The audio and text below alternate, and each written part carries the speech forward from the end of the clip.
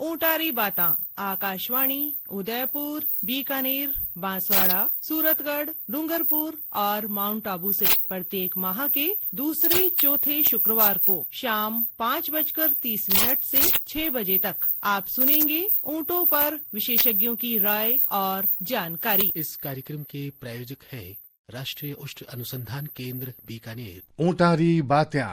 ऊंटारी बातें कार्यक्रम सुनने वाला सगला ऊंट पालक भाई ने ओम जी भाई और ओम जी भाई रा मोकड़ा राम राम राम राम भोम जी भाई राम राम ओम जी भाई राम राम राम राम शाह राम राम भाई। तावड़ो तो बेजी पड़न लाग गयो है। हाँ तो पड़ती बाजरी है, सगले ही परेशान है भाई। आप आदमी तो हाँ और साथे साथे अपन जो पशुधन है वो भी खासो परेशान है। देखो जी अपार मायने जीव है, बिहार बिहार देखो पशुआ में भी जीव है। और आपा तो पागड़ी पहरा गमछियो लगा लेवा तो भाई अब पशु है जो उनारी भी तो कई देखभाल आपा नहीं करनी पड़े भाई। बे तो देखो क्या करें के बिना झोलीरा फकीर है। आ बात है साची कह दी थे है नी। तो बिहार तो आपने सुननी पड़सी वे बोले थोड़ी है बाप बिहारी जी की भावना है वह आपने समझनी पड़सी। और आपने आपरा जगह बाड़ो है इन तरह प्रबंधन करा जिके सुबह गर्मी नहीं मेरे बिहाने जगह सीधी धूप आवे नहीं तावड़ो वो बिहाने नहीं लागे। आपा तो घरा रे मायने कहीं कूलर लगा लेवा या झोपड़ी रे मायने झाड़ लगा पानी छिड़क देवा। आपने तो ठंडे वास्ते तो ओ जिको काम थे थारे वास्ते करो नहीं वो काम अगर आप बाड़े में कर लेनी तो आप पशु भी निरोगा रहसी। और साथ साथ निरोगा ही नहीं गर्मी ऋतु रे मायने कया करे कि दूध रो जो उत्पादन है वो भी थोड़ो घट जाए करे है नी।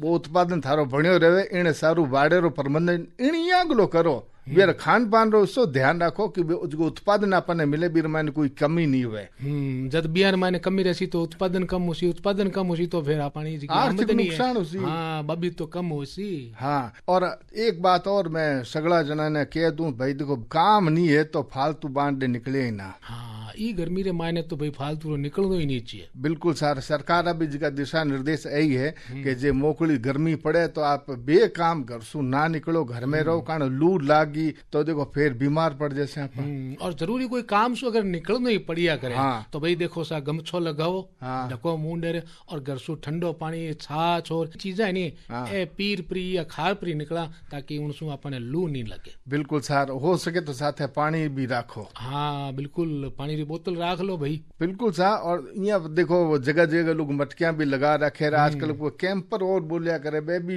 शहर में जाऊं जन देखूं बेबी जगह जगह रोड पर लागोड़ा है या कोई तिसो है तो पानी पी ले। अपने गाँव रे मायने भी अपना जगह भाई बंधु है बेबी सेवा लियोड़ा बैठा है मटकी रे मायने ठंडो ठंडो पानी। बिल्कुल सर सेवा भाव जो है वो विनख रे मायने होना चाहिए है। बिल्कुल अपना जो धार्मिक ग्रंथ वगैरह है उनारे मायने भी देखो सा इन सेवा रे बारे रे मायने खूब अच्छी तरीके से सेवा परमो धर्म अपन तो देखने है कि जे कोई जरूरतमंद है तो अबीर पर अपन ध्यान देना चाहिए। एक पानी तो पावना है वो भी पास का साथ साथ देखो कहीं भाई पाड़सिया भी रखे घर पक्षिया रे खातर। हाँ भावना हर मिनख रे मायने होनी चाहिए कारण फिर मैं कहूँ कि बिना झोलीरा फकीर है बिहारी ध्यान आपन ही रखनी पड़सी। बिल्कुल ओम जी भाई थे बात तो साची कहो पर बात आपा करा अठे इन चौपाल रे मायने पशुआरी तो आज थे आ बताओ कि भाई आप पशुआ रे खातिर किन विषय पर चर्चा करसा। देखो आज जो विषय है वो कागज में लिखियोड़ा आया है सूखे वातावरण माए पशुधन री खातिर फोगरी उपयोगिता इन विषय पर आज चर्चा कर चर्चा आपा किनसु करसा। अरे भाई आज देखो राष्ट्रीय उष्ट अनुसंधान केंद्र बीकानेर सु पधार्या है वरिष्ठ वैज्ञानिक डॉक्टर प्रियंका गौतम। तो डॉक्टर प्रियंका गौतम आप चौपाल में घणो स्वागत है। आपने में करा राम राम सा राम राम। ओम जी भाई जी थे बताओ कि भाई आज रोज को विषय है वो है सूखे वातावरण में पशुधन री खातिर फोग री उपयोगिता। हाँ भाई फोग तो आपा भाई ग्रामीण आपा शहर जाना यहाँ अबारी जी की नई पीढ़ी है फिर भी हो सके भी नहीं जाने तो उन सारू सेव पहली डॉक्टर साहिबा माने थे आप बताओ कि भाई वो फोग है वो कहीं होया करे। इसके बारे में बात करना बहुत जरूरी है, क्योंकि एक टाइम था जब फोग हमारे रेत के टीलों पर बहुत पाया जाता था। यहाँ से लेकर गंगानगर तक, जैसलमेर तक, आप जहाँ भी जाओगे फोग आपको रास्ते में दिखता था। लेकिन अब क्या है, धीरे धीरे ये जो झाड़ी है वो एकदम कम होती जा रही है और ये संकटग्रस्त प्रजाति के उसमें आ गई है। इसका मतलब है कि इसका अस्तित्व खतरे में है। अगर इसको नहीं बचाया गया तो ये गायब भी हो सकता है। और ये हमारे पश्चिमी राजस्थान की एक बहुत महत्वपूर्ण प्रजाति है। ये एक झाड़ी है जो 3 से 6 फीट की होती है, उससे भी बड़ी हो सकती है, लेकिन मुख्यतः 3 से 6 फीट की होती है। बहुवर्षीय झाड़ी है। इसको हम देसी भाषा में फोग कहते हैं, फोगला कहते हैं, फोगरो भी कहते हैं। इसके जो बीज होते हैं उनको हम दही छाछ के साथ खाते हैं और उनसे कहते हैं कि लू नहीं लगती। इसके फूलों को देसी भाषा में लसन भी कहा जाता है। और इसकी एक बहुत बड़ी विशेषता यह है कि इसकी जड़ें बहुत गहरी होती है। तो इसको एक बार आपने लगा दिया, उसके बाद आपको इसको बहुत संभालना नहीं पड़ता। ये अपने आप बड़ा होता है, क्योंकि ये एकदम नीचे के तल से पानी ले लेता है और अपने आप ये खुद को ऐसे बचाए रखता है।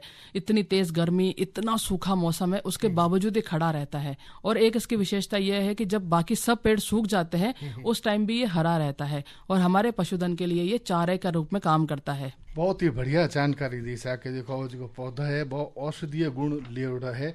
और सेव बड़ी बात है कि आप पर जो पश्चिमी राजस्थान है अटे पानी यही कम है, तो कम पानी रो पौधा है, 12 मास हरो रहे। तो अब डॉक्टर साहब मैं आपसे वो जानना चाहा कि इन फोग रो महत्व कहीं है, महत्व के बारे में थोड़ी जानकारी दो। मैंने फोग का महत्व सबसे ज्यादा यहाँ पे है कि जो हमारे टीले होते हैं, रेत के टीबे जिनको कहते हैं, वो टीबे क्या है कि तेज हवा चलती है तो एक जगह से एक टीला दूसरी जगह चला जाता है। तो उससे क्या होता है कि जनजीवन को ही परेशानी होती है और जो कृषि योग्य भूमि है वो भी खराब हो जाती है। मेन जो इसका काम होता है वो ये होता है कि ये उन टीलों को स्थिर करके रखता है। इसकी जड़ें बहुत मजबूत होती है, तो ये नीचे तक ना मिट्टी को ऐसे पकड़ के रखता है। जो हमारी बालू रेत है जो एकदम फिसलती है, हवा के साथ उड़ती है, उसको ये पकड़ के रखता है, जकड़ के रखता है। मृदा का कटाव नहीं होता है, ये उसमें पकड़ के रखता है। साथ ही इसकी जड़ें बहुत गहरी होती है, जैसा मैंने पहले भी बताया। तो ये उनका पानी भी वहां से निकाल के रखता है और मजबूती से खड़ा रहता है। तो उससे क्या होता है कि हमारे जो टीले हैं उनका स्थिरीकरण रहता है कि आज ये टीला यहाँ है, कल दूसरी जगह उड़ के नहीं जाएगा। अगर उसके ऊपर फोग लगे हुए तो वो टीला आपको वहीं मिलेगा। तो उस तरह से एक इसका सबसे बड़ा काम ये वाला है। दूसरा इसमें क्या होता है कि ये चारे का तो इसका बहुत बड़ा वो है, खास करके ऊंटों के लिए।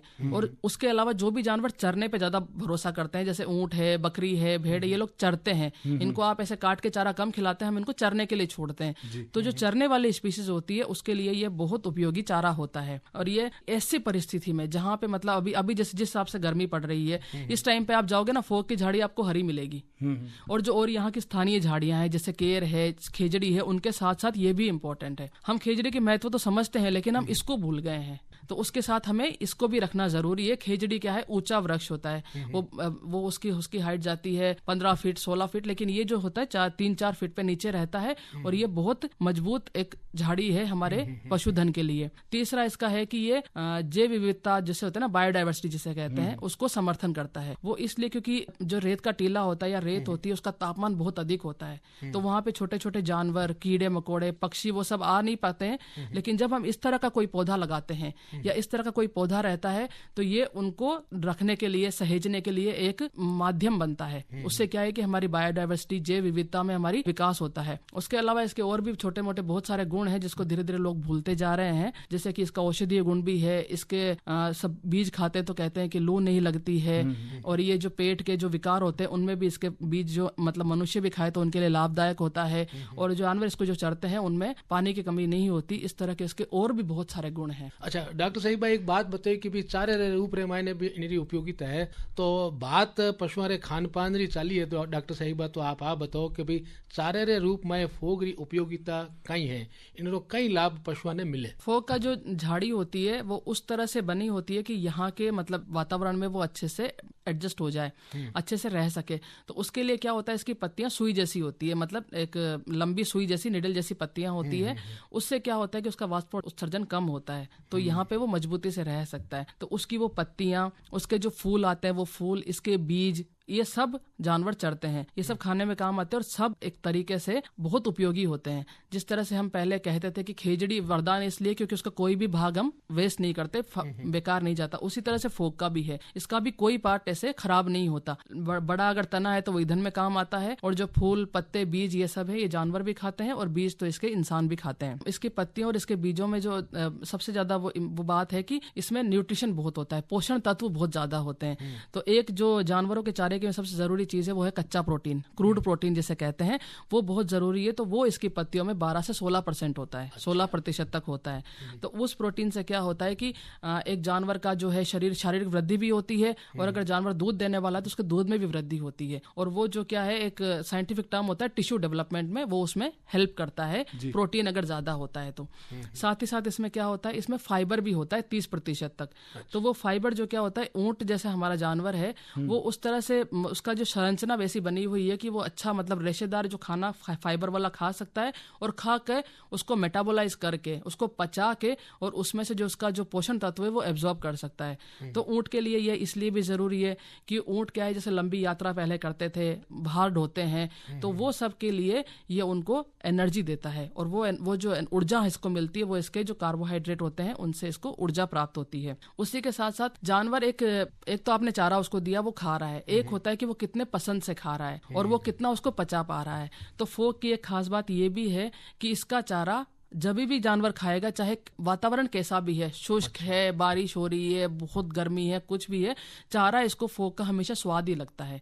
और कभी भी ऐसा होगा कोई जैसे भेड़ बकरी या ऊंट है, अब 4 तरह का चारा होगा तो फोक को वो ज्यादा पसंद करते हैं क्योंकि इसका स्वाद उनको पसंद है और इसका स्वाद उसको अच्छा लगता है। साथ ही साथ इसकी पाचनशीलता 60% तक होती है, मतलब 60% तक इसको पचा पाते हैं। तो इसकी पाचनशीलता बहुत अच्छी होती है, और उससे क्या है कि इसका अच्छे से प्रभावी तरीके से पशुधन इसका उपयोग कर सकते हैं। इसमें प्रोटीन होता है, कच्चा फाइबर जैसे मैंने बताया, उसके अलावा इसमें पोटेशियम होता है, मैग्नीशियम होता है, कैल्शियम होता है, जो कि उसकी शारीरिक ग्रोथ के लिए, शारीरिक विकास के लिए और उसके सबके लिए बहुत इंपॉर्टेंट होता है। और कुछ शोध जो हुए थे दूसरी जगह में, उनमें ये पता भी लगा है कि जो इसका जो दूध का उत्पादन है वो फोक खिलाने से मतलब कुछ हद तक बढ़ जाता है। तो ये हर तरह से जानवर के लिए उपयोगी होता है। साथ ही साथ इसकी प्रजनन क्षमता में ऐसे रिकॉर्ड तो नहीं है, लेकिन कहीं लिटरेचर में ऐसा लिखा हुआ है कि उसके लिए भी ये बहुत उपयोगी है। वाह, बहुत ही बढ़िया जानकारी दी। सेव बढ़िया बात तो आ लगे कि हर मौसम रमायने पशुओं की पहली पसंद है, और इन मायने विटामिन और मिनरल्स भी भरपूर है। हाँ, खनिज पदार्थ बहुत ज्यादा है, मिनरल्स हैं, फास्फोरस है, सब इसमें ऐसा है जो जानवर को चाहिए होता है वो इसमें उपलब्ध है। इनसे जुड़ियो एक प्रश्न है डॉक्टर साहब के फूग अपने आप ही उग्या करे या पशुपालक खुद भी इन्हें उगा और इनरो प्रसार या विस्तार भी कर सके? कहीं मैं आपको बताती हूँ ओम जी भाई, इस पहले क्या होता था कि ये इसके बीज गिरते थे और जानवर और हवा से वो बीज यहाँ वहाँ चले जाते थे, जाते अभी भी हैं, लेकिन क्या है हमारा वातावरण ऐसा है कि तापमान बहुत अधिक है और मृदा में नमी बहुत कम है। मिट्टी में बहुत नमी कम होने के कारण वो बीज उग नहीं पाते हैं, और जो जहाँ पे फोक लगा हुआ है वहां पे हमने इतना उस पे प्रेशर वो डाला है, दबाव है कि उसको इतना ज्यादा चराई हो जाती है। उसकी चराई होने के कारण क्या है कि उसका वैसे भी वहां पे बीज उत्पादन कम हो जाता है। उसका जिस जगह वो लगा होता है वहां उसका बीज उत्पादन कम हो रहा है। तो प्राकृतिक रूप से इसका प्रसार होता है, बीजों से ही होता है, लेकिन उसमें उसकी दर बहुत कम है, उसकी जो पुनर्जनन दर है वो बहुत कम है। इसीलिए अगर हम इसे लगाना चाहें तो हमें कृत्रिम तरीका अपनाना पड़ेगा इसको लगाने के लिए। और उस तरह से हम इसको 3 तरह से लगा सकते हैं। पहला हो गया हम बीज से इसको लगाते हैं। तो बीज हम जब इसके बीज आते हैं मार्च अप्रैल में, उस टाइम हम इसका बीज इकट्ठा कर सकते हैं, इकट्ठा करके हम स्टोर कर सकते हैं। और बीज स्टोर करने के बाद हम इसको जुलाई अगस्त, जैसे बारिश का मौसम होता है, जून जुलाई में जैसे ही बारिश आती है, सॉइल में बहुत अच्छी नमी होती है, मिट्टी में अच्छा मौसम होता है, उस टाइम पे हम इन बीजों को लगा सकते हैं। एक इसमें प्रॉब्लम आती है कि जो इसका बीज होता है वो बाहर से थोड़ा सख्त होता है, उसकी परत कठोर होती है, तो उसके लिए क्या है थोड़ा भिगो के लगाएंगे तो वो आसानी से उग जाएगा। और उस मौसम में हम इसको नमी का लाभ उठाते हुए हम इसको मानसून के मौसम में लगा सकते हैं। फिर होता है हम इसका जो तना होता है उसका आगे वाला हिस्सा कट करके उसको भी हम एक नमी वाली रेत में डाल सकते हैं, कटिंग को। तो वो कटिंग लगाने से क्या उसके नीचे जड़ आ जाती है, फिर आप उसको कहीं भी ले जाके ट्रांसप्लांट कर सकते हैं, रोप सकते हैं। अच्छा, बिना बीज रे? बिना बीज के भी। और वो बिना बीज के जो कटिंग से हम लगाते हैं उसका जो सक्सेसफुल रेट है, जो उसका स्थापना की, वो ज्यादा है। क्योंकि बीज का तो क्या होता है कि अगर आपने 10 बीज लगाए 10 में से 4 या 5 ही निकलते हैं, लेकिन अगर कटिंग लगाए तो 10 में से 8 कटिंग सक्सेसफुल लग जाती है इसकी ना। और जो जनरली हम ये लगाते हैं बसंत ऋतु जब होता है ना, नया जिसमें नया पत्तियां आती है, उस मौसम में फरवरी मार्च में अगर हम इसकी कटिंग लगाते हैं तो बहुत अच्छा हम इसको स्थापित कर सकते हैं जमीन में। फिर अगर आपको लगता है कि आपके पास खाद कम है या नहीं हो पा रहा है, तो आप रूटिंग हार्मोन एक आता है ऑक्सीजन करके मार्केट में मिलता है, वो हार्मोन थोड़ा सा डालने से इसकी रूटिंग बहुत अच्छी आ जाती है। एक तीसरा तरीका भी होता है इसका जड़ साकर से, जो जड़ होती है, जड़ का जो एकदम निचला हिस्सा है, उससे भी लगा सकते हैं। उसका जो मतलब सफलता है वो सबसे ज्यादा होती है।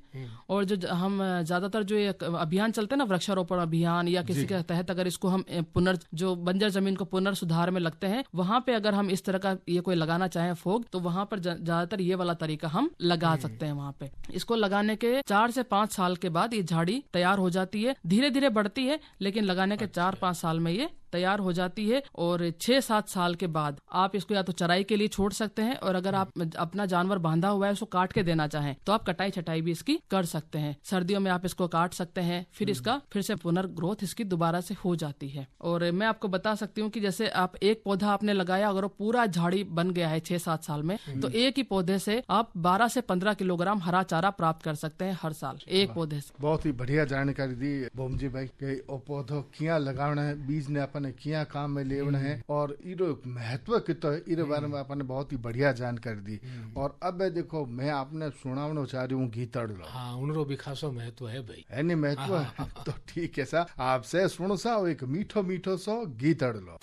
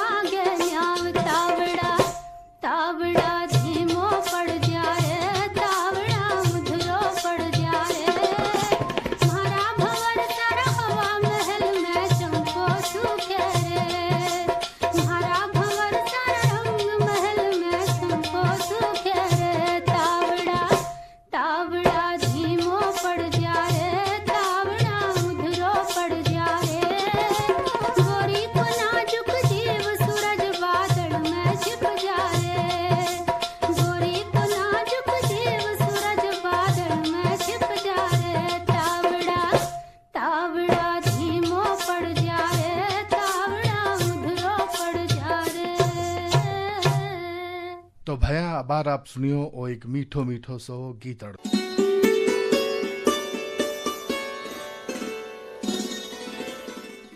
मैं डॉक्टर राजेश कुमार सावल, राष्ट्रीय उष्ण अनुसंधान केंद्र बीकानेर। यह केंद्र ऊंटों के संवर्धन एवं अनुसंधान के क्षेत्र में कार्यरत है। समस्त ऊंट पालक भाई बहन इस क्षेत्र से जुड़कर अपनी समस्याओं का निदान पा सकते हैं एवं व्यवसाय हेतु जो लाभ उठाना है वो उठा सकते हैं। इसके लिए राष्ट्रीय उष्ण अनुसंधान केंद्र द्वारा प्रायोजित कार्यक्रम ऊंटारी बाता माह के दूसरे और चौथे शुक्रवार को शाम 5:30 से 6 बजे तक जरूर सुनें। राष्ट्रीय उष्ण अनुसंधान केंद्र बीकानेर। इन वेला आपसे सुन रहा हो आकाशवाणी बीकानेर ढोला मारू चैनल री प्रस्तुति ऊंटारी बात्या। और आज चौपाल में जानकारी देने सर पधारिया है राष्ट्रीय उष्ण अनुसंधान केंद्र बीकानेर सु वरिष्ठ वैज्ञानिक डॉक्टर प्रियंका गौतम। और आज आप बातचीत करिया सूखे वातावरण में पशुधन री खातिर फोग री उपयोगिता, इन विषय पर आज आप बातचीत कर रहा हाँ। ओम जी भाई देखो सर सजगता जी की है नी बा प्रगति रो सूचक होया करे। और अपना जका है पशुपालक भाई है नी ये चौपाल ने मायने बैठा है अब बड़ा सजग है। देखो जिको जाके बोल पावे। हाँ, बिल्कुल। और यार देखो युवा पीढ़ी है नी आज तो कहने री बात है एकदम, उन्होंने तो तारीफ करानी उतनी कम है। अब देखो सा कितो बढ़िया सवाल डॉक्टर साहब सु पूछने वास्ते कागज में लिख भेजो है। अच्छा। कि भैया पूछे अभी देखो पेमू है ठीक है भाई। पेमू लिखे कि भाई डॉक्टर साहब आप बताओ कि भाई आज की फोग है आ किसा किसा क्षेत्र जिला रे मायने आप पाई जाए मिलिया करे। फोग का जो मिलने का मेन मतलब कारण है, या जो कह सकते हैं कि ये जैसे मतलब व्यवस्थित हुआ है वो उस हिसाब से हुआ है कि जैसे जिस हिसाब का हमारा ये थार रेगिस्तान है, तो ज्यादातर ये जो है इसका जो मुख्य आवास है ना ये थार रेगिस्तान है। सबसे बड़ा कारण इसका ये है कि यहाँ पे जहाँ दूसरा पौधा बहुत मुश्किल होता है इसका यहाँ पे रहना और पनपना। इतनी कम बारिश में और इतनी ज्यादा गर्मी में जहाँ हमारा टेम्परेचर अभी 50 के पार चला जाएगा, उस वैसे तापमान में जो पौधा खड़ा रहता है तो उस अनुकूल परिस्थिति में ये रहता है, इसलिए ये यहाँ पे है। हो सकता है पहले पानी वाले उसमें भी रहा होगा, लेकिन बाकी स्पीशीज वहाँ पे ज्यादा हो गई तो ये यहाँ पे रह गया है। अभी इसका ज्यादातर जो क्षेत्र है वो यहीं पर है, पश्चिमी राजस्थान में। अभी जैसलमेर में कुछ वृक्षारोपण कार्यक्रम चला है अफॉरेस्टेशन का, उसमें उन्होंने जैसलमेर में कीकर के साथ साथ इसको भी इंक्लूड किया है। फोग उन्होंने लाइन से लगाए हैं ताकि जो पशुधन है वो मतलब बिना चारे के ना रहे। और साथ में जो टीले हैं वो स्थिरीकरण होता है ऐसे। तो ये बहुत उपयोगी स्पीशीज है इस पश्चिमी राजस्थान की। बिल्कुल सर, मैं भी निवेदन करा कि फोग ने खूब लगाओ सा, देखो अपन पानी दी में बहुत ही कम जरूरत पड़े और खुद ही तैयार हो जाया करे और पशुओं वास्ते बहुत ही उपयोगी है। और अब डॉक्टर साहब मैं आपसे वो जानना चाहूँ कि उत्पादन बढ़ावन सारू, पशुधन रोज उत्पादन भी बढ़ावन सारू फोग की क्या भूमिका है? फोग का जैसे मैंने आपको पहले ही बताया, इसका न्यूट्रिशन बहुत अच्छा है, इसमें पोषण तत्व बहुत होते हैं, खनिज बहुत होते हैं। तो हम इसको क्या कर सकते हैं, या तो हम इसको जानवर को ऐसे चराई के लिए छोड़ दें कि वो जैसे खिचड़ी, जाल, नीम और मिक्स जैसा एक पास्चर जैसा होता है, उसमें घास भी खा रहा है, सब खा रहा है, तो फोग भी वहाँ खा रहा है। मान लिया कि 10% भी अपना डाइट का खा रहा है, 10% खा रहा है, 20% खा रहा है, तो उससे भी उसका उत्पादन उसका बढ़ेगा। और अगर आपके पास ऐसी सुविधा है कि आप इसको लगा सकते हैं, ज्यादा है तो आप इसको कटाई करके भी उसको दे सकते हैं। इसका न्यूट्रिशन अच्छा होने से साथ में ये इतना पाचनशील है, पाचन क्षमता की वजह से ये जानवर में अच्छा इफेक्ट देता है।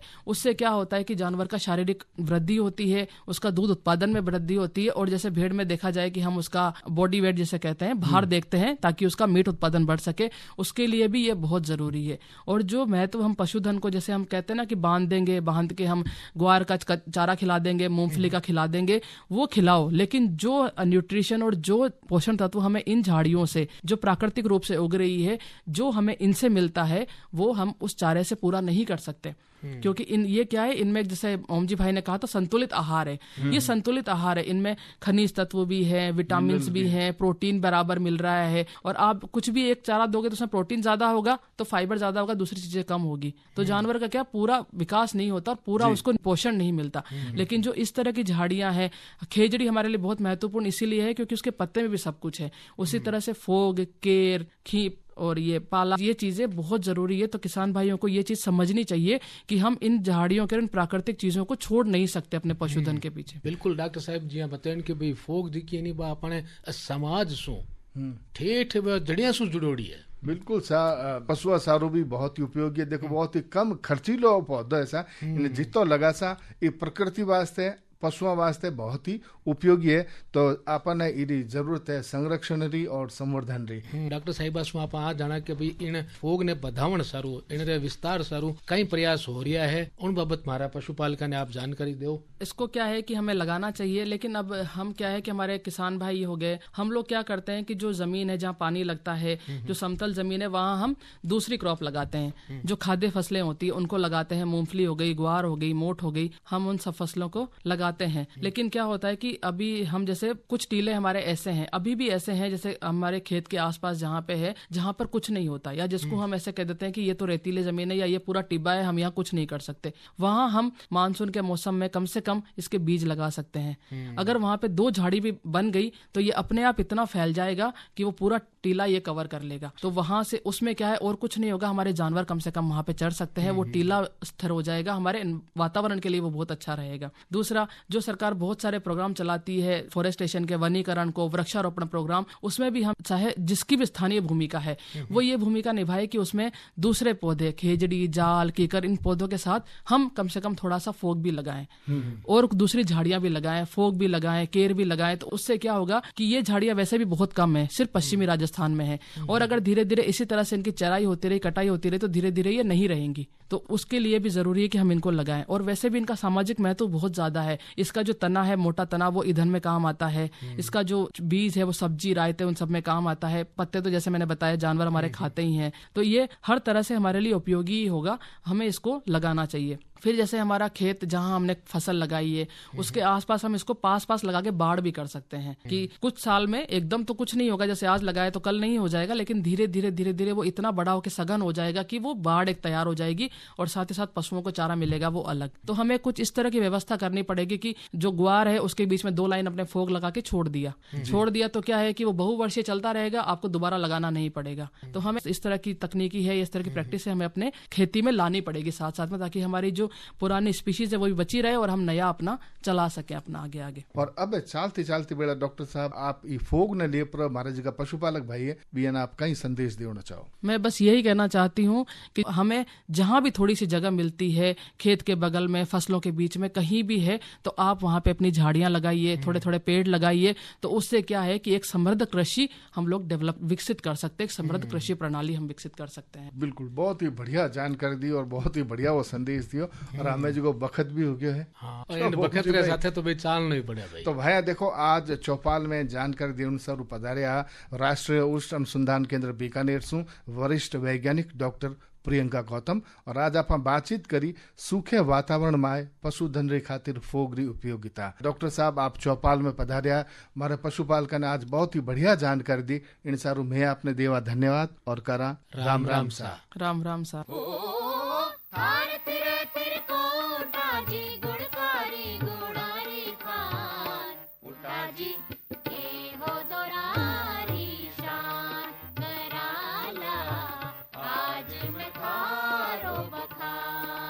ऊंटारी बातां आकाशवाणी उदयपुर, बीकानेर, बांसवाड़ा, सूरतगढ़, डूंगरपुर और माउंट आबू से प्रत्येक माह के दूसरे चौथे शुक्रवार को शाम 5:30 से 6 बजे तक आप सुनेंगे ऊंटों पर विशेषज्ञों की राय और जानकारी। इस कार्यक्रम के प्रायोजक थे राष्ट्रीय उष्ण अनुसंधान केंद्र बीकानेर।